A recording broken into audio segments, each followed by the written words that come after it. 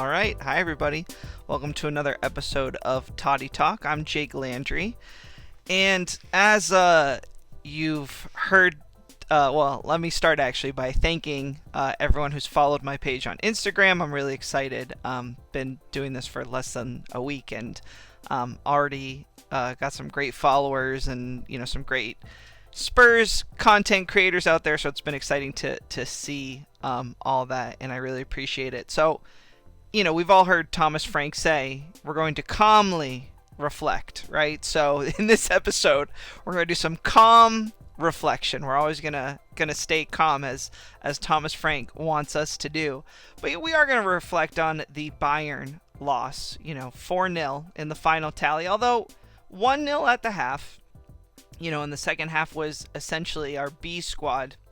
And I want to shout out Dino here. I'm going to put, you'll see hopefully right below, his Instagram handle, Dino Coy's Chit Chat. Because, first of all, he was one of the first likes on my page, one of the first follows, so appreciate you, Dino. But then also, he does these morning walks and reflections, and I really like watching them. And, when he was talking about the Bayern game, one of the things that he kind of was working through, and I think a lot of us as Spurs fans have this, is he's like, obviously I know we're not, I know we're good, but also like, obviously it wouldn't be a realistic expectation for us to think we have the quality that Bayern Munich has, but at the same time, as a Spurs fan, with the way this offseason's going, if the ball was sitting at kickoff and you thought, hey, we might have a chance at this one, I was right there with you, right? And so trying to sort of make sense of our roster and what our expectations would be. I mean, I'm sure I'm not the only one who has slightly less confidence going into PSG on Wednesday. But so trying to sort this out, trying to understand sort of the moment we're in, and again, calmly, as Thomas Frank says. For today, I really want to talk about three pretty significant signings over the last couple of years. And if you've seen my Instagram, I've sort of been referencing this, and that's Dominic Solanke, Richarlson, and Yves Bissouma. And I'm actually going to do them in reverse order from that. And I'm also going to, when I started making this, it felt like Solanke had been here longer. This was his first year, so he will get a little bit of a pass. But again, I do want to look at these signings a little bit. Did some again calm reflection on them. And so the first one, because I think they all are sort of in a similar category of a fairly significant purchase, a big purchase. In Solanke's case, obviously a record purchase, and I wouldn't be surprised if Richarlson was a record at the time of his transfer to Tottenham.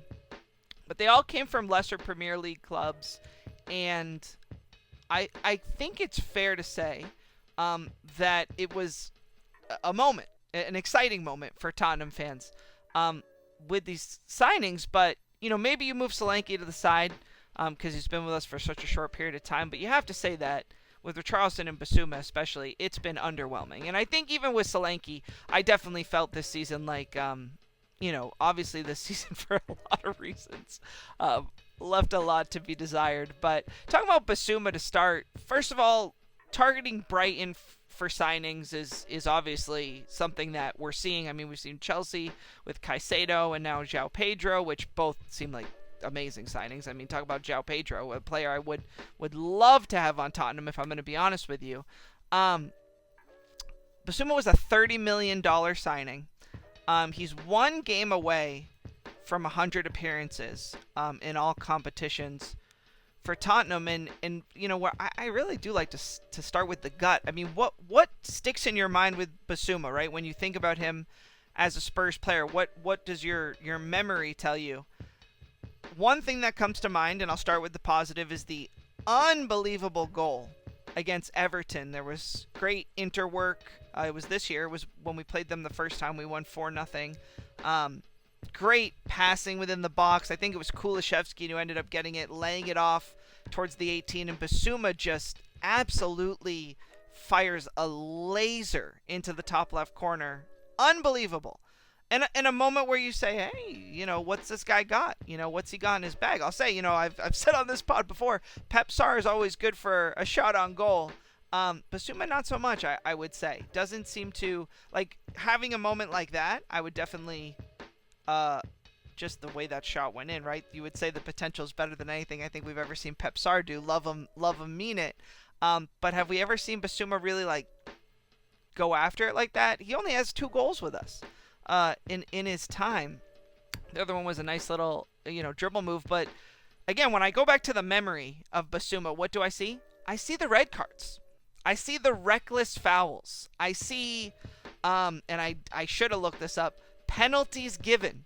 I hope I'm not making that up, but again, I just see a recklessness, and I'll tell you that seeing Paulinho give up the penalty was like, oh Lord, because I would think that Paulinho is meant to be an upgrade exactly at a position we would have hoped Bissouma would fill. But the thing with Bissouma that worries me too on a longer run, he doesn't seem to have the dog within him, like that like Pedro Porro. Like, you can tell Pedro Porro is like, he's a funny, fun guy, but he also like, he's a dog. Like, he wants to be, the best he can be and maximize that. And just with Bissouma, again, there just feels like there's a casualness sometimes in his play. And you would think that he would be bothered by maybe the way things have gone with Spurs, but again, just not feeling that. I would say Richarlison might be a similar one, although his issue isn't, I think, not having the dog. It's more just, maybe what's going on up there. But to finish it out on Bissouma, we'll see what happens. One of the things I saw this morning was a great post. I think it was, I'll credit it later when I do the editing. But they had a great post talking about how Richarlison and Bissouma have both kind of, in some ways entrenched themselves. I mean, Richarlison's been offered big money with a Saudi team and turned it down.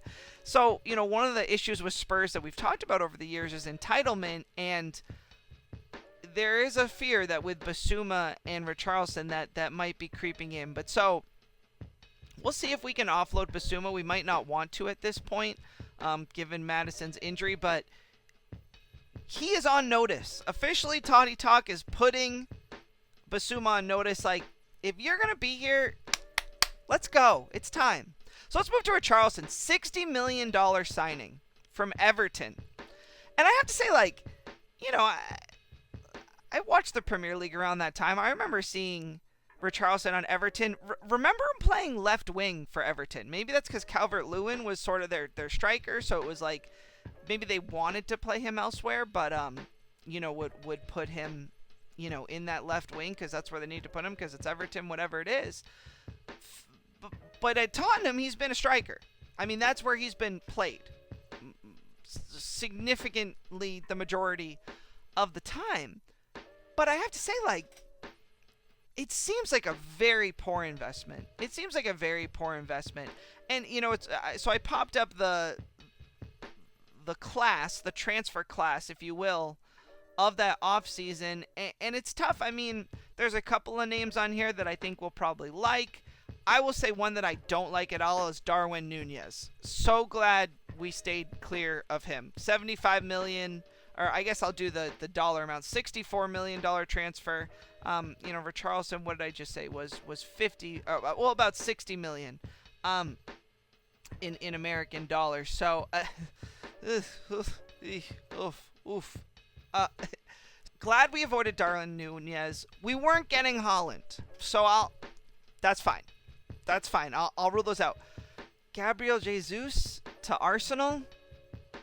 Sadio Mane, who ended up going to Bayern and I think now is in the Saudi league. Rafinha, again, not a striker. This was also the transfer window where Robert Lewandowski went to Barcelona. I don't think you were getting Robert Lewandowski, but I can't help but look at this window and look at Richarlison and say, which name doesn't belong here? When you look at, because, the way I sort of organized it was in order, and he's right up there with these names that are just real players. And I'm sorry, but Richarlison, to me, I would say is very clownish. I mean, some lesser names that did go in that transfer window, let's say you didn't want to, if you were going to slap down 50 million, and sign a big player, which, again, how Richarlison ended up in that category, I don't know. These weren't those players, but Luis Sinisterra, that was when he got picked up by Leeds for 20 million. Now listen, Brendan Aronson, I'm not, there was a certain moment to that for Leeds, so no. Aubameyang went from Barcelona to Chelsea. I mean, he had, at that point he was a major red flag. So again, I don't blame him, but so it was a tough market. I get it. But I really feel like Richarlson is like a hot potato player where, and I think this happens in all leagues, where there's players that are able to ascend to a level. I think Jaylen Brown is an example in the NBA where you have to pay them this, market standard. But they're probably not worth it. It's just their time is up, right? And so I look at Richarlson and just say, oh, you grabbed the hot potato with that signing.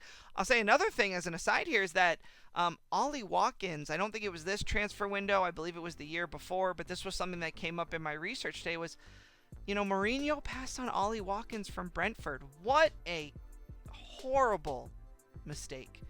Missing out on a player like that. Again, part of it was because we were so focused on Kane.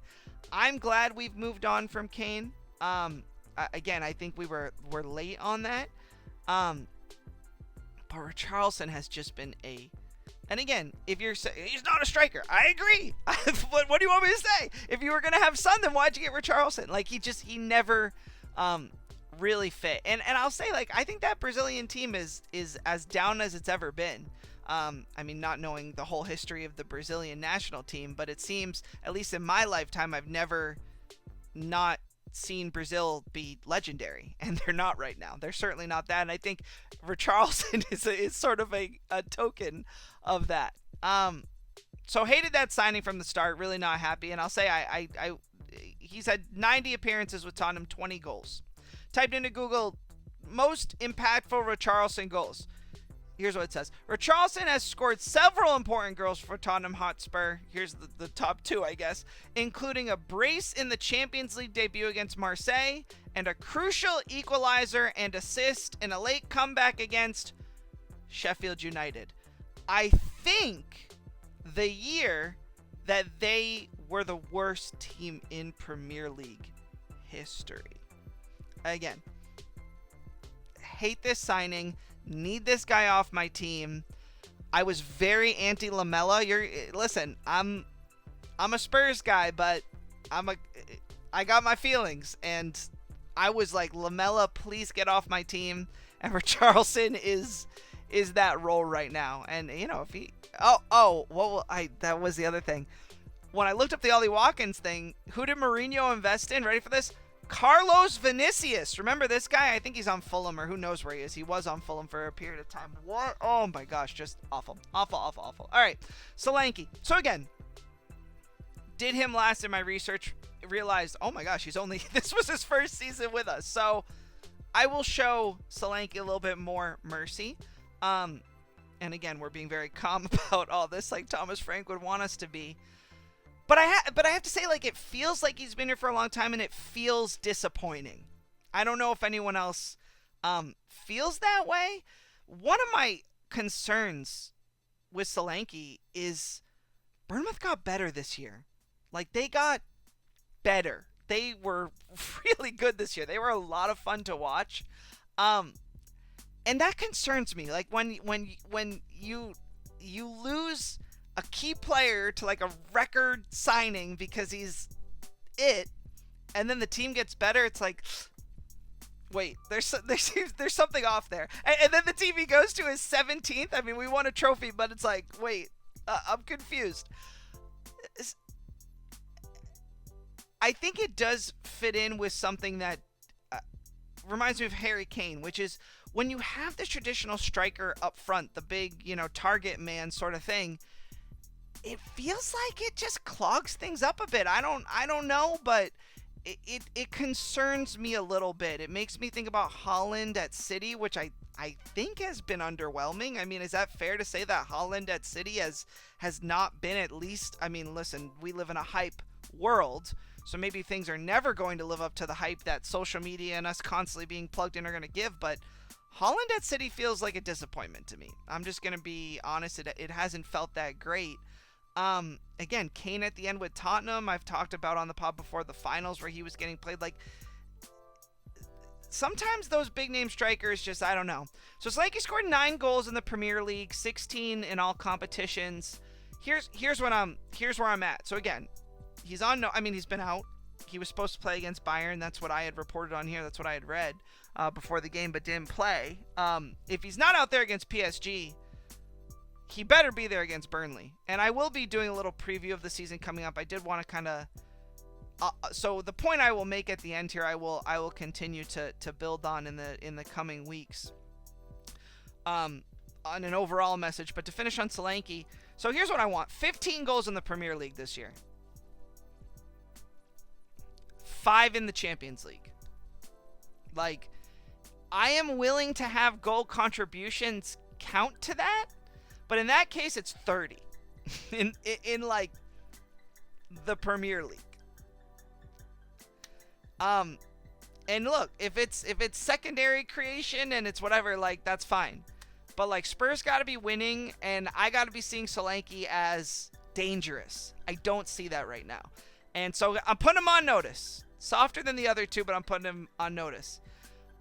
So for this episode, as we calmly talk about these things, we are at an inflection point, a point where we have a decision tree. With Maddison being injured and sort of, the transfer rumors are starting, and one of these names coming up is Jack Grealish. And I just want to pump the brakes a little bit on it, because listen, if Grealish comes to Tottenham, I'm going to be super excited. Okay, that is the fan in me. We can sign whoever, and I'm going to be excited about it and think that the best thing is going to happen. However, he feels like he could be a hot potato signing. Now listen, you get him on loan. I mean, come on, that's about as easy as it gets. But from a City perspective, what has he done for City? So is City really going to be keen to like put him on loan, or are they going to be like, oh really, you're desperate? Give us all the money. It makes me nervous. It makes me feel like it would be setting up for a possibly horror show of like, comes in, gets injured, comes in, isn't that good, comes in, negative for the locker room. Like, it just, Jack Grealish makes me nervous. So again, I think when we look at some of these signings, especially Richarlson, don't be reactive, be proactive. I think Odebear is a great example of being proactive. I don't have his numbers up in front of me in terms of what we invested, but Burnley, again, probably I can't imagine his contract was that big, but an investment for the future. An investment for the future. So here's my overall. Let's be careful with this window. Going back to Dino, the team's good. There's no doubt. They're good. They're gonna go into every game this season with us thinking, hey, we got a chance to win every single game we played this season. I'm sorry. Just like again, when the ball was set with Bayern, like when the ball's set with PSG, I'm gonna say, hey, we can hold a clean sheet here. First of all, that's number one. Like, we can do that. If the team can get it together, we can do that. Can we go on the other side and score goals? And that's where I think there's a little bit more doubt to sort of take, Dino's thoughts and where I would have my specific concerns. But again, I think there's potential in the squad, in the young ones. And my overall point is that I think we should be very careful in this window. I think if we take on weight in terms of the money, let's keep it small. High reward, low risk, because I think a big splash on someone like Grealish, I don't like it. I don't like it. It makes me scared. So those are my takes for today. That's sort of my Tottenham thoughts as I'm, again, calmly reflecting.